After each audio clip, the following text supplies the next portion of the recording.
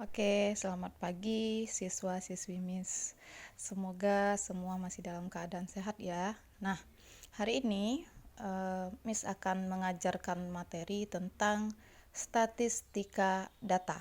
Nah, materi yang pertama yaitu adalah menyelesaikan masalah yang berkaitan dengan data.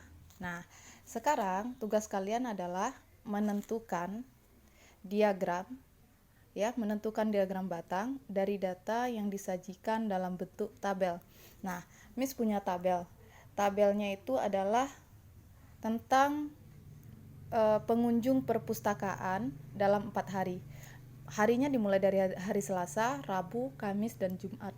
Nah, dari tabel terlihat bahwa banyak pengunjung yang datang dari hari Selasa sampai hari Jumat itu berbeda-beda jumlahnya. Nah, anak-anak Miss harus bisa membuat tabel ini dalam bentuk diagram batang. Nah, untuk membuat tabel ini dalam bentuk diagram batang, anak Miss harus tahu kalau pada diagram batang kita punya dua sumbu. Yang pertama kita kenal dengan sumbu horizontal. Ya, sumbu horizontal ini dia, sumbu yang di bawah yang menunjukkan hari Selasa, Rabu, Kamis, Jumat. Sedangkan sumbu vertikal ini menunjukkan banyak pengunjung. Yang harus anak-anak Miss ingat itu adalah tabel bagian kiri ini selalu letaknya di bagian horizontal.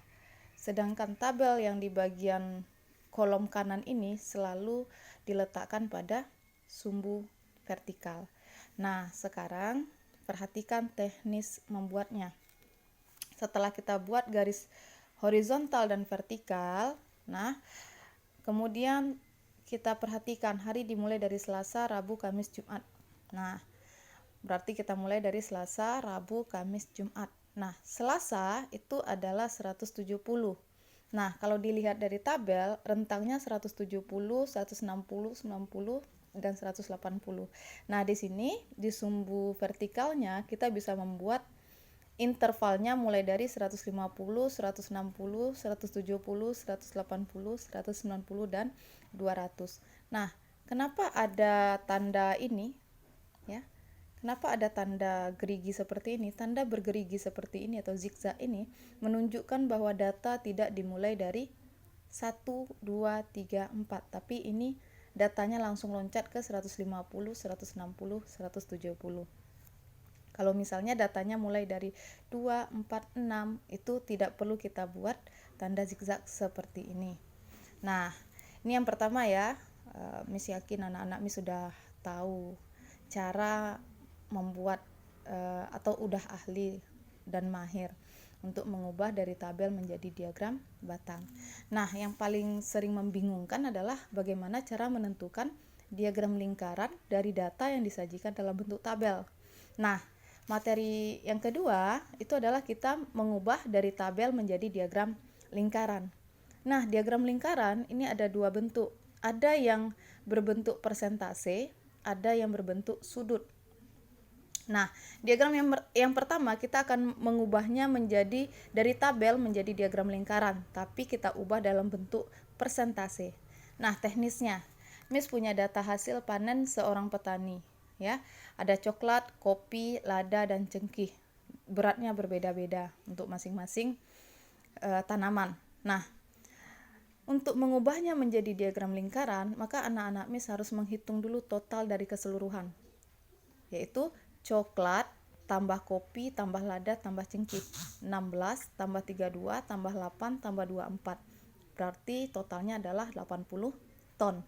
Nah, kemudian anak-anak Miss akan menentukan satu tanaman, setiap tanaman dalam bentuk persentasenya. Kita akan mengubahnya.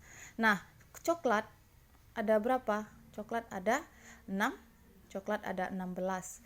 Nah, otomatis anak-anak Miss tulis 16 per total keseluruhan yaitu 80 ton.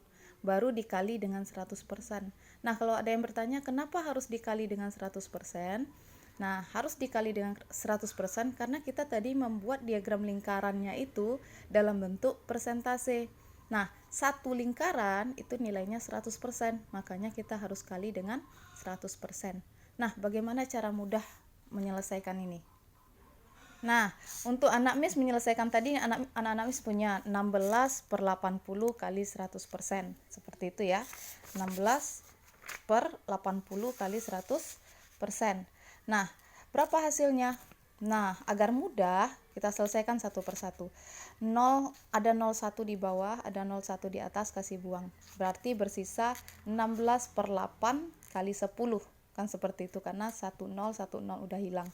Nah, sekarang 8 dan 10 ini sama-sama kita bagi 2. 10 bagi